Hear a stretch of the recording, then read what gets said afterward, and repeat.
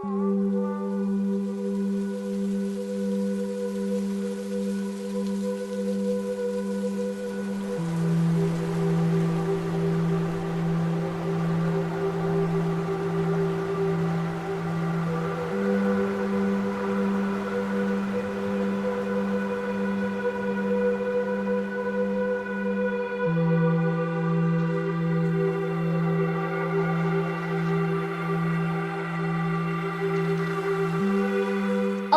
yang Maha Rahman menyiapkan segala kebutuhan hidup bagi setiap makhluknya yang berada di bumi. Mentari dengan setia bersinar, menghangatkan sekaligus memberi manfaat untuk kehidupan. Oksigen tersedia melimpah di sekitar permukaan bumi dan bukan di luar angkasa, karena kehidupan makhluk pada umumnya berada di sana. Demikian pula air, kumpulan molekul yang tersusun dari 2 atom hidrogen dan 1 atom oksigen ini banyak tersedia di bumi. Tidak hanya di permukaan tanah atau di dalam tanah, tetapi juga di atmosfer berupa uap air yang biasa tampak sebagai awan.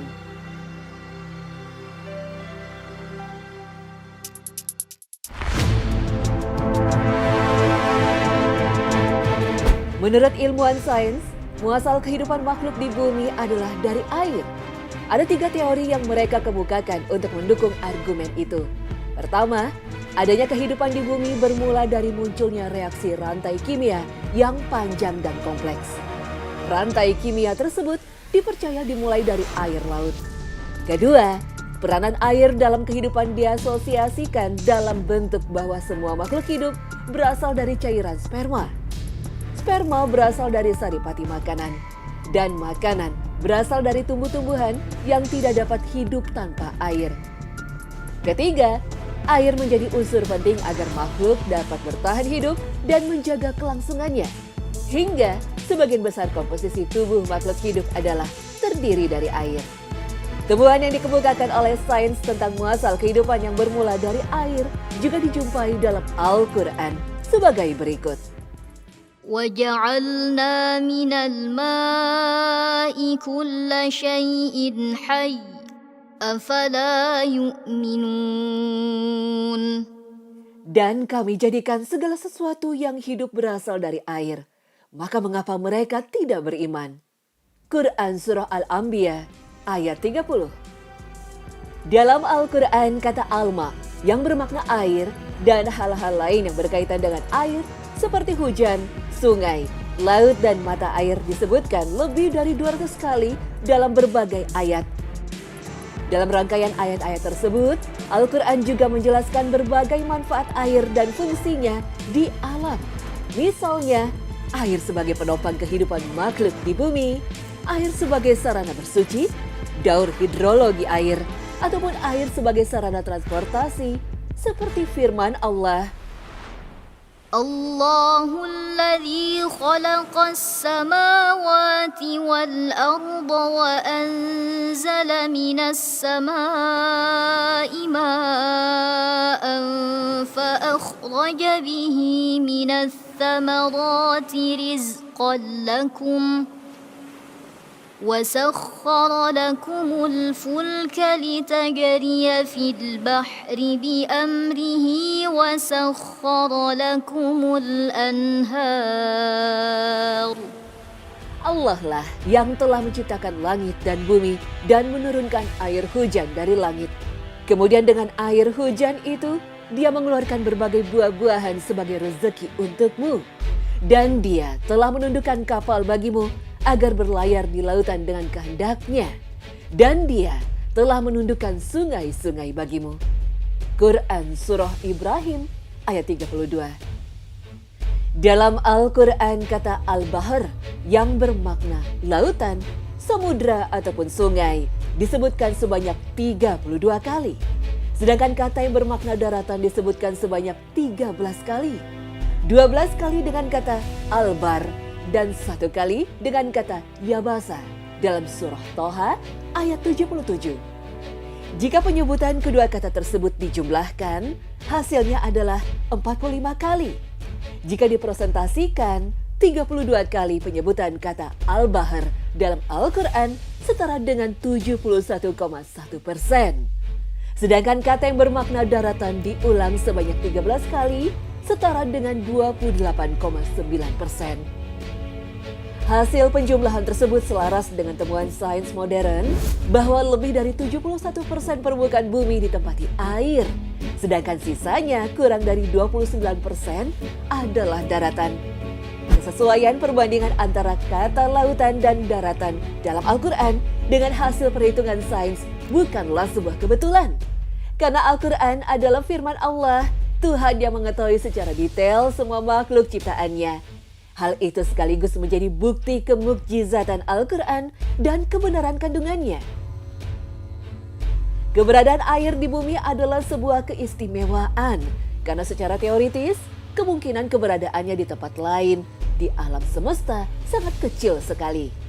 Pada daerah tata surya kita, air banyak didapati di luar bumi, tetapi pada umumnya dalam bentuk gas atau es. Adapun dalam bentuknya yang cair, praktis hanya dijumpai di bumi. Jarak antara bumi dengan matahari yang sedemikian rupa menjadikan molekul-molekul air di bumi sebagian besar selalu tersedia dalam fasa cair. Selain itu, bumi juga berotasi mengelilingi matahari. Rotasi tersebut menghasilkan distribusi dan fluktuasi suhu di permukaan bumi bergerak dinamis. Dengan demikian, bumi memiliki fasa air yang komplit, yaitu fasa cair, fasa padat, dan fasa gas, sehingga bumi menjadi tempat yang layak huni bagi makhluk hidup. Itulah sebabnya, mengapa Allah menempatkan manusia di planet bumi, bukan di tempat lainnya. Karena di planet ini, Allah telah menyediakan sarana-sarana penopang kehidupan mereka. Salah satunya adalah air. Marilah kita perhatikan firman Allah dalam surah Al-A'raf ayat 10 berikut ini. وَلَقَدْ مَكَّنَّاكُمْ فِي الْأَرْضِ وَجَعَلْنَا لَكُمْ فِيهَا مَعَايِشَ قَلِيلًا مَا تَشْكُرُونَ. Dan sungguh kami telah menempatkan kamu di bumi dan di sana kami sediakan sumber penghidupan untukmu. Tetapi sedikit sekali kamu bersyukur. Menurut Syekh Wahbah Az-Zuhaili dari ayat ini, kita menyadari bahwa penempatan manusia di bumi adalah suatu anugerah yang besar. Berbagai fasilitas penunjang kehidupan mereka telah disediakan oleh Allah seperti hamparan tanah yang layak huni, sumber-sumber makanan dari beragam tumbuh-tumbuhan, buah-buahan, dan jenis hewan di darat ataupun di laut, sinar matahari, oksigen, dan juga air. Bagi manusia, air merupakan salah satu kebutuhan hidup yang sangat vital. Ketergantungan hidup manusia pada air tercermin pada besarnya kadar air dalam tubuhnya. Bagi laki-laki dewasa, kandungan air dalam tubuhnya sekitar 50 hingga 70% berat badannya. Sedangkan pada perempuan sekitar 45 hingga 65%. Pentingnya air bagi tubuh manusia dapat dimengerti karena air menjadi faktor utama dalam metabolisme tubuh manusia. Gizi makanan, vitamin mineral, dan oksigen yang dibawa oleh darah hanya bisa ditransfer ke dalam jaringan sel-sel tubuh apabila media air mencukupi. Darah sebagai sarana transportasi gizi dan energi hampir keseluruhannya terdiri dari air. Struktur molekul air terdiri dari dua kutub. Kutub positif pada hidrogen dan kutub negatif pada oksigen. Keberadaan dua kutub tersebut menjadikan air bersifat polar. Senyawa polar itulah yang menyebabkan semua mineral penting bagi manusia dengan mudah larut dan diserap oleh tubuh. Metabolisme atau reaksi-reaksi biofisika kimia dalam tubuh manusia dapat terjadi karena adanya air yang bersifat polar. Proses penyerapan gizi di permukaan usus, penyerapan O2 oleh alveoli paru-paru, serta distribusi nutrisi dan oksigen tak dapat dipisahkan dari air. Betapa pentingnya air sebagai kebutuhan dasar hidup manusia, sehingga dengan air manusia bisa bertahan hidup lebih lama dibandingkan tanpa makan. Selain sebagai penunjang hidup manusia, Al-Quran juga dengan jelas menyatakan bahwa air sangat berperan dalam berbagai proses kehidupan di bumi. Interaksi antara air, mineral, dan zat-zat lainnya di tanah menjadikan beragam makhluk hidup tumbuh dan berkembang dalam sebuah proses metabolisme yang menakjubkan. Dengan adanya air di dalam tanah, benih tanaman akan mengalami perubahan enzimatik sehingga dapat membelah, mengeluarkan akar, menumbuhkan tunas, hingga daun-daunnya yang beraneka warna. Dalam Al-Quran, Allah menyatakan bahwa sumber air tanah adalah berasal dari air hujan. Sebagaimana firman-Nya dalam surah Az-Zumar ayat 21. ألم تر أن الله أنزل من السماء ماء فسلكه ينابيع في الأرض ثم يخرج به زرعا مختلفا ألوانه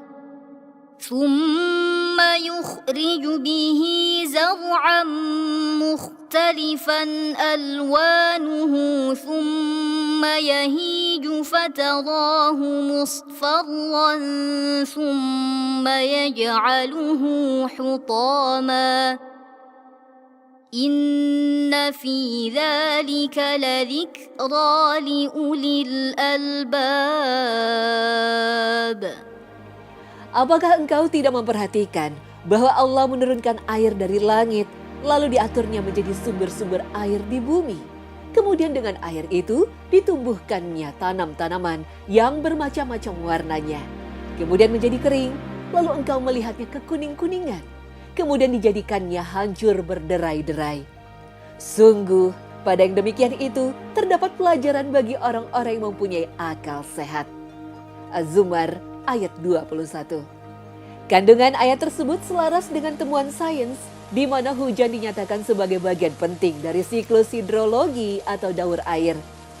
Siklus hidrologi adalah proses sirkulasi air dari atmosfer menuju bumi, kemudian dikembalikan lagi ke atmosfer. Dengan siklus hidrologi, ketersediaan air di bumi terjaga ketersediaannya. Dalam Al-Quran, siklus hidrologi yang menakjubkan itu dijelaskan secara rinci dan mudah dimengerti.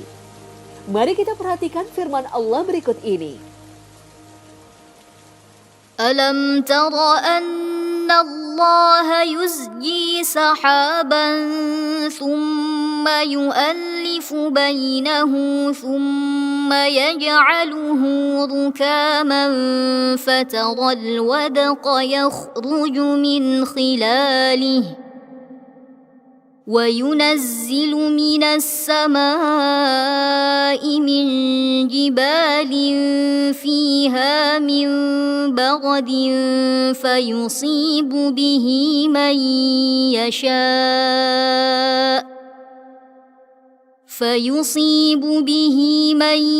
يشاء ويصرفه عن من يشاء يكاد سنا برقه يذهب بالأبصار. Tidakkah engkau melihat bahwa Allah menjadikan awan bergerak perlahan, kemudian mengumpulkannya, lalu Dia menjadikannya bertumpuk-tumpuk. Lalu engkau lihat hujan keluar dari celah-celahnya, dan Dia juga menurunkan butiran-butiran es dari langit, yaitu dari gumpalan-gumpalan awan seperti gunung-gunung. Maka ditimpakannya butiran-butiran es itu kepada siapa yang Dia kehendaki, dan dihindarkannya dari siapa yang Dia kehendaki. Kilauan kilatnya hampir-hampir menghilangkan penglihatan.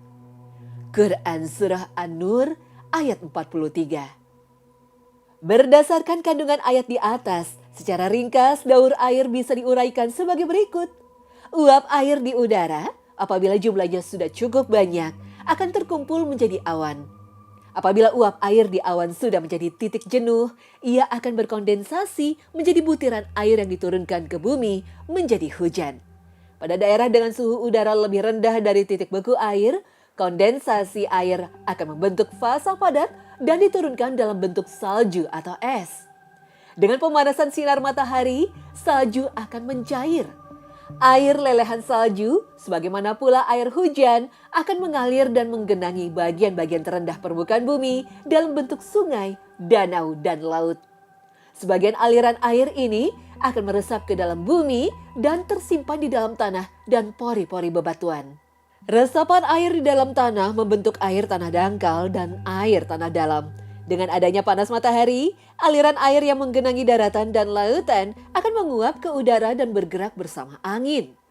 Pada lokasi tertentu, kelembapan tersebut akan terkumpul menjadi awan dan apabila mencapai titik jenuh, akan dipresipitasikan kembali sebagai hujan. Demikianlah proses daur tersebut terus terjadi sebagai salah satu tanda kebesaran Allah bagi orang-orang yang mau mengambil pelajaran. Meskipun Allah telah menjamin ketersediaan air di bumi melalui siklus hidrologi, sejalan dengan anugerah itu, Allah menghendaki agar manusia bersikap bijak dalam memanfaatkan air. Tidak boleh mengeksploitasinya secara berlebihan agar keberadaan air tidak berubah menjadi bencana akibat ulah tangan mereka sendiri. Sebagaimana firman Allah. ظهر الفساد في البر والبحر بما كسبت أيدي الناس ليذيقهم بعض الذي عملوا لعلهم يرجعون. Telah tampak kerusakan di darat dan di laut disebabkan karena perbuatan tangan manusia. Allah menghendaki agar mereka merasakan sebagian dari akibat perbuatan mereka, agar mereka kembali ke jalan yang benar. Quran Surah Al-Rum ayat 41. Berbagai bencana yang terjadi, khususnya yang terkait dengan air, dipahami sebagai akibat dari kesalahan manusia dalam memperlakukan alam. Banyak di antara mereka yang mengeksploitasi air tanah secara berlebihan, mencemari tempat-tempat air dengan limbah, merusak lingkungan yang dapat mempengaruhi siklus daur air, seperti penebangan pohon secara besar-besaran atau monopoli sumber-sumber air demi keuntungan pribadi. Ulah tangan manusia seperti itulah yang pada akhirnya menyebabkan timbulnya bencana seperti banjir, erosi, krisis air bersih, ataupun bencana kekeringan. Pada akhirnya dalam pandangan Islam, keberadaan air harus dihayati sebagai anugerah besar dari Allah yang harus disyukuri. Manusia dipersilahkan memanfaatkan sebaik-baiknya untuk keperluan konsumsi, irigasi, ataupun bersuci, namun tidak boleh berlebihan. Bahkan secara eksplisit, ajaran Islam juga mengajak umatnya untuk memelihara sumber daya air seraya memerhatikan keberlanjutannya. Misalnya, dengan anjuran menanam pohon sebagai sistem filtrasi dan penyimpanan air bersih di dalam tanah. Sebagaimana sabda Rasulullah SAW, jika terjadi hari kiamat, sementara di tangan salah seorang dari kalian ada sebuah tunas, maka jika ia mampu sebelum terjadi hari kiamat untuk menanamnya, maka tanamlah. Hadis riwayat Bukhari dan Ahmad. Menjaga kelestarian air dan ekosistemnya adalah hal mutlak yang harus dilakukan oleh umat manusia, khususnya kaum muslimin yang menjadi komunitas paling berkepentingan terhadap keberadaan air bersih di bumi, karena air bersih adalah salah satu sarana ibadah mereka yang utama. Wallahu a'lam. Semoga serial kajian tafsir ilmi ini menambah pengetahuan kita akan ajaran-ajaran Islam dalam Al-Quran dan menjadikan kita semakin bertakwa kepada Allah Subhanahu wa Ta'ala. Amin ya Rabbal Alamin.